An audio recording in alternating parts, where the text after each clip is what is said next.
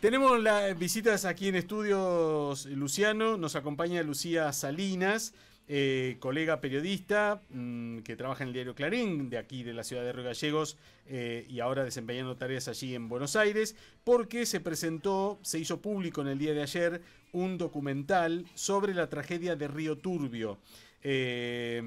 Cuando, bueno, lo decíamos al abrir nuestro programa, hoy se conmemoran 20 años de aquella tragedia en la cual fallecieron 14 mineros en la mina de ICRT. Lucía, gracias por venir, buenas tardes. ¿Qué tal? Buenas tardes, ¿cómo están? Un gusto estar Muy bien, acá. muchas gracias por venir. No, por favor, un placer. Bienvenida. Bueno, ¿cómo surge esta iniciativa? ¿De dónde arranca? Más allá de que vos seas de acá, la cobertura. Sí, bueno, creo que arranca un poco de ahí. Hay como determinadas fechas en que uno tiene o una suerte de calendario periodístico. Y a comienzos de este año, charlando con uno de mis jefes, le comento eso. Le digo, mirá, este año se cumplen 20 años de la tragedia de Río Turbio, donde murieron los 14 mineros, me parece que tenemos que hacer algo. Y la verdad es que mi jefe inmediatamente me dio luz verde, me dijo, sí, contemos la historia. Y ahí tomamos la decisión de que no sea solo una nota, viajando con el fotógrafo, sino que también lo contemos de otra manera, y bueno, y así surge la idea de este documental que estrenamos ayer. ¿Qué muestra el documental? ¿Cuál es el objetivo de este documental y qué es lo que podemos ver? Bueno, como el nombre lo indica, el documental muestra un poco lo que fue esa tragedia en voz de sobrevivientes, de familiares, la impunidad de ese hecho, después de 20 años, que los responsables nunca hayan rendido cuentas frente a la justicia. También expone otras cuestiones que tienen que ver con el rol de la justicia, porque ese juicio que se realizó aquí en la justicia de Santa Cruz inició en 2014, cuando ya habían pasado 10 años de la tragedia. 10 años de un constante, permanente reclamo por parte de familiares y de las propias víctimas, que recién algunos que iniciaron acciones civiles están comenzando a cobrar las indemnizaciones. 20 años después. 20 años después, una justicia que Claro. no fue reparadora en ningún momento. Nunca va a ser suficiente cuando lo que vos estás llevando a la justicia es la responsabilidad sobre la muerte de personas, porque nadie te va a restituir eso. Pero si la justicia hubiera estado a la altura de las circunstancias, posiblemente ese dolor hubiera sido más llevadero. Claro. Y después, lo otro que expone el documental es todo lo que hay atrás de una tragedia de esta magnitud, que tiene que ver con la decisión del gobierno menemista de haber privatizado esa empresa, la desidia que hubo y la decisión de no controlar a Sergio Tacelli, que fue el concesionario que vació, que desguazó la empresa, y todo eso solo fue perjudicial para los trabajadores. Y un poco esta discusión que hay alrededor de ese tipo de decisiones sin contemplar a los trabajadores. Uh-huh. Y el recorrido del documental es esto, en boca de sus protagonistas. Hay un testimonio de uno de los sobrevivientes de la tragedia que creo que vive, decías, en Río Negro. Juan Carlos González. Que él cuenta que dentro del recorte del personal hubo una tarea del que se llamaba botonero, que tenía una función específica y que quizás si ese recorte no hubiera llegado a ese tipo de trabajadores, la tragedia no hubiera ocurrido. ¿Podés brevemente contar por qué se origina la tragedia? La tragedia tiene como dos momentos, un incendio inicial y después el derrumbe de una parte de la mina, donde ya hizo imposible cualquier posibilidad de ingreso para rescatar a los mineros que quedaban allí adentro. Ese día ingresaron 50 mineros, 36 lograron salir con vida, 14 son los que todavía la cuenca llora, porque todavía es un dolor muy latente el que se percibe. El incendio se genera en una cinta que tenía como distintas alturas. el carbón iba descendiendo por esa cinta, se traba, cae carbón y se traba, pero la cinta siguió girando y por esa misma fricción se inicia el incendio. ¿Y el botonero qué hacía? El botonero estaba en la cabeza de la cinta y era el responsable de iniciar la actividad de la misma a través de un botón, valga la redundancia su nombre, pero también tenía la tarea, la responsabilidad de limpiar el carbón para que no pase eso, para que ese carbón que se caía sea corrido rápidamente y no obstruya el trabajo, y llegado el caso también tenía la potestad de parar la cinta. Si hubiera estado el botonero, dice Juan Carlos González, el sobreviviente, esta tragedia no hubiera ocurrido. Seguramente. Vos decías bien recién que la cuenca lo sigue llorando. Yo miraba ayer desde la sesión de la Cámara de Diputados, incluso toda la conmemoración que hubo en Turbio, que hablábamos al principio del programa, sí, que le dio un poco más todavía de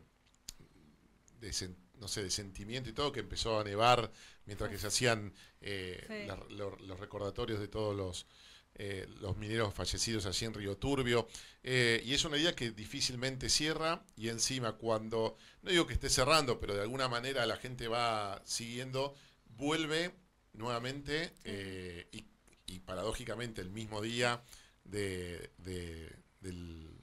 que fallecen los 14 mineros, a habilitarse la privatización de ICRT nuevamente, más menos 80%, 30%, no importa, como que la gente de Turbio vive en un loop constante de tragedia y de incertidumbre. Es una mirada interesante esa, sobre todo sabiendo que si 2 senadores en representación de la provincia de Santa Cruz hubieran ido al recinto, eso no ocurría.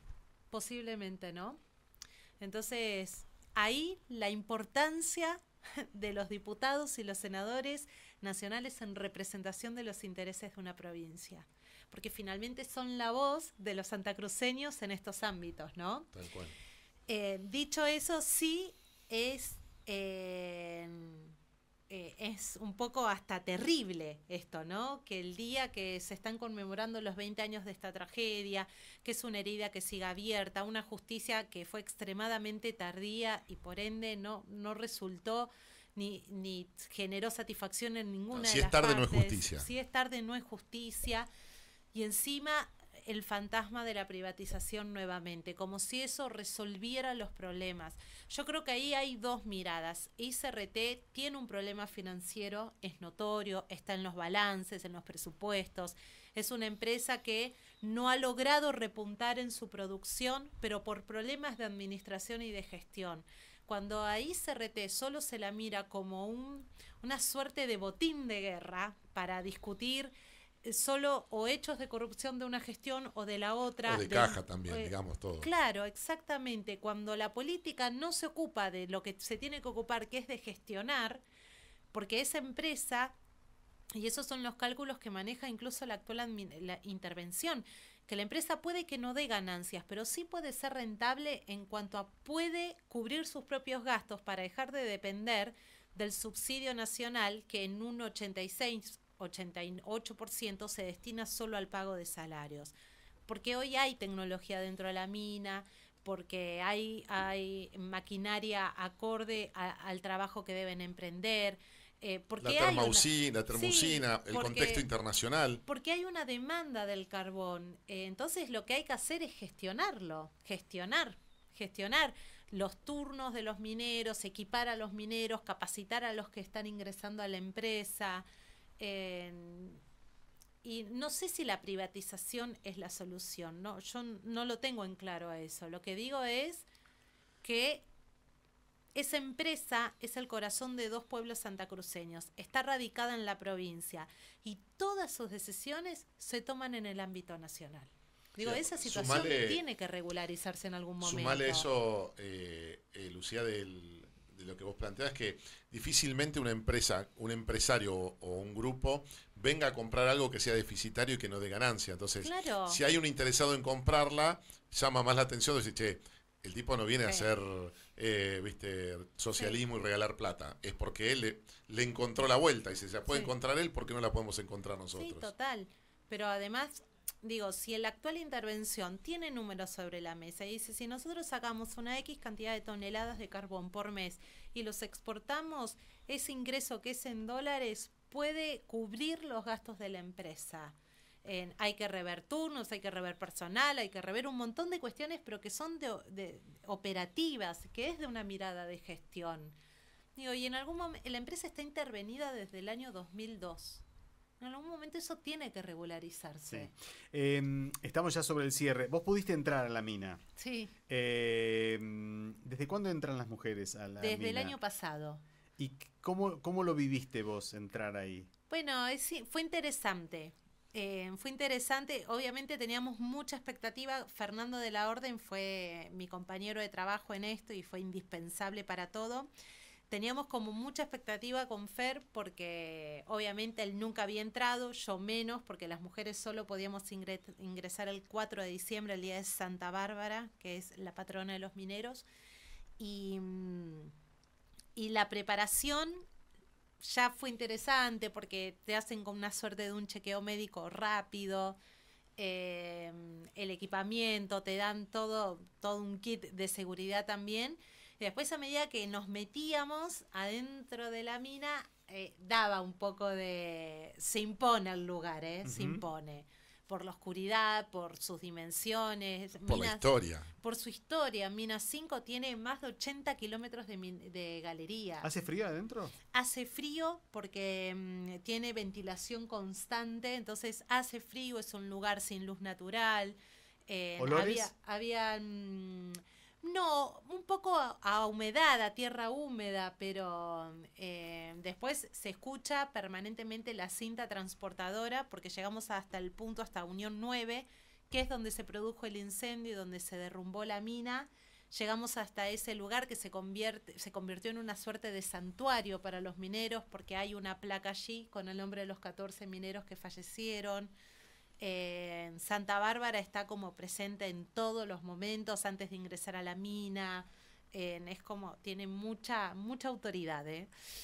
Y la verdad es que fue una gran experiencia, porque es como una pequeña dimensión de lo que esos hombres afrontan día a día, porque los mineros descienden hasta 600 metros bajo tierra. Y ahí sí es la oscuridad absoluta y solo tienen la lámpara del casco. Que si lo ven en el documental, Juan Carlos tiene en sus manos la lámpara que se enganchaba a su casco, que es la que usó que es con la que se salvó aquel 14 de junio. ¿Dónde se puede ver el documental? Se puede ver en el canal de YouTube de Clarín y si no en la web de Clarín también. Pero si ponen Clarín en YouTube, va inmediatamente o lo buscan como La tragedia de Río Turbio. Yo le pido prestar atención al testimonio de Juan Carlos porque cuando dice eso del botonero, ¿viste cuando vos decís, a veces un accidente aéreo no es el problema de uno, sino es una serie de hechos que desencadenan en el accidente aéreo? Este no fue el problema del carbón, fue una serie de hechos que determinaron por ahí un mal accionar del personal de seguridad, porque dice que después prendieron el ventilador, pero es una serie de sucesos mal realizados, de acciones mal realizadas, que finalmente desencadenó la muerte de 14 personas. Y ahí sí no quiero dejar de mencionar que el gremio ATE había hecho sistemáticamente denuncias por la falta de inversión en materia de seguridad. Hay denuncias que datan desde 1999 donde ellos ya hablan de la necesidad de volver a tener al botonero y en las denuncias hablan de que si no se invierte en materia de seguridad, si no se hace una puesta en valor de la mina, indefectiblemente iba a ocurrir lo que ocurrió, una tragedia. Muchísimas gracias, Lucía, un placer. Un placer. La verdad que vale la pena. Yo vi el tráiler nada más y me dejó... véalo. Sí, véalo, vale la pena, porque aparte es parte de nuestra historia, Sí. de Santa Cruz, ¿no? Porque también las tragedias son parte de nuestra historia.